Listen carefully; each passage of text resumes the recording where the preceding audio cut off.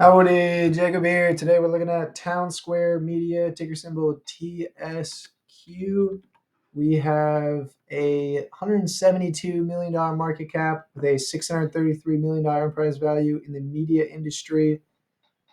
Pretty common, lots of debt here. 7% yield looks pretty intriguing with 12% insider ownership from that perspective. Looks good that the leaders of the business have stake in the company, so hopefully they make the right decisions. As for margins, 17.5%, 2013, 10 years later, 19.6%, so bump there. And then gross margin relatively flat, 30.3%, 29.8. Return on invested capital is very low.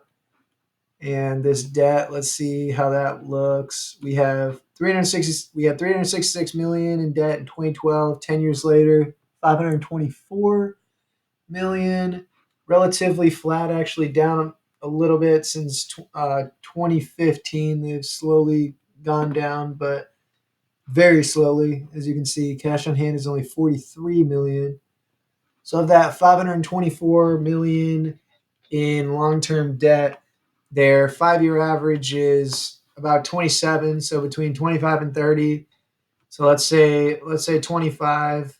That is over 20 times their 5-year average, 20 to 25 times their 5-year average, which is not fantastic. 20 times 5-year free cash flow for debt is definitely an immense amount to where, I almost wish they just don't pay any dividend at all and just rip out this debt. And it looks like, they've been paid a little bit for acquisitions here, paying down some of their debt here, and the dividend payout is actually pretty new. They're paying out about $12 million in aggregate, which payout ratio is under 50%.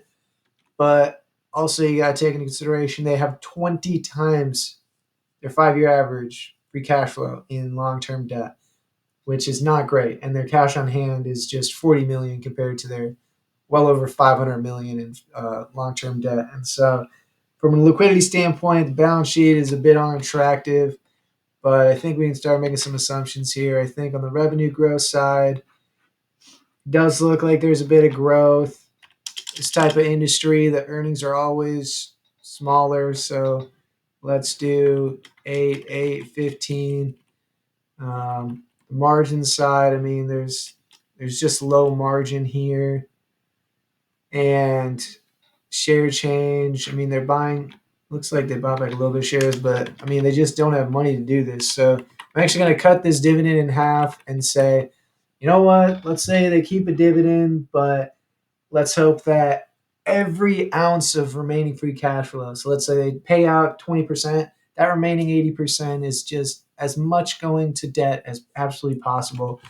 And we still get to a price that needs to fall quite a bit, about 50% before we get a 15% return. I know that this terminal P and price free cash flow of 8 really looks weird, but if you look at the media industry, I think they take into consideration how much debt they have. And so it really takes into consideration the risk here. And everything else, I think the other assumptions definitely fine with, comfortable with. And again, you want to balance out what the company's done historically with what you want them to do on the assumption side. At least that's the way I think about it. Obviously, everyone's different, can make their own assumptions, to each their own. But to me, I'm like, they paid a dividend in the past. I think they'll probably keep it. I would just want them to cut it. And then I want the remaining free cash flow to do X, Y, Z. And in this case, I just want them to buy back some of that debt. It's just humongous compared to their cash flow and earnings and liquidity. So it's just a bit of a concern here. And so to me, it wouldn't be something I'd be running to the doors to, put on my dividend screener list of things to add. But for me, just gonna be waiting until it gets to a more attractive price, and if it obviously gets to an attractive enough price, then really almost anything can make sense. But for now, I just don't see it. Hopefully, everyone has a good rest of the day. Thank you.